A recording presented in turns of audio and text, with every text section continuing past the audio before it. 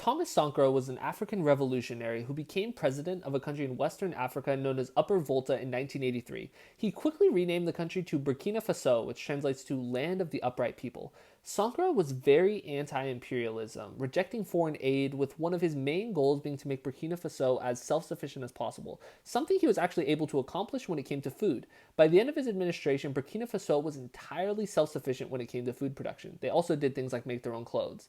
Sankara was also more progressive for the context when it came to women's rights. He appointed women to positions of power that had never really been seen before. He also tried to instill more progressive ideas in the youth. He famously said, "Why is it that when a woman becomes pregnant, she is expelled, but there are no repercussions for the man?" Under Sankara's administration, over 10 million trees were planted, 2.5 million children were vaccinated, and public works programs were a cornerstone of the administration. Sankara was also incredibly authoritarian. He came to power via coup, and while he was very popular with the people, he was not democratically elected. There are also several substantive critiques that can be made of him from the left, such as union busting or firing teachers who were striking.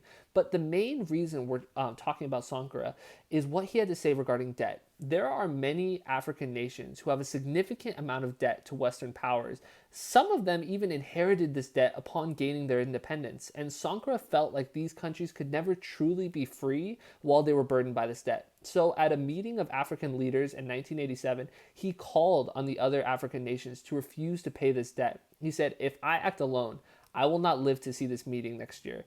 But if we act as a whole, they cannot assassinate us all." Unfortunately, he was not joined by any of the other African nations, and the meeting took place in July, and he was assassinated in October by a good friend of his, Blaise Compaoré. That is a quick history of Thomas Sankara.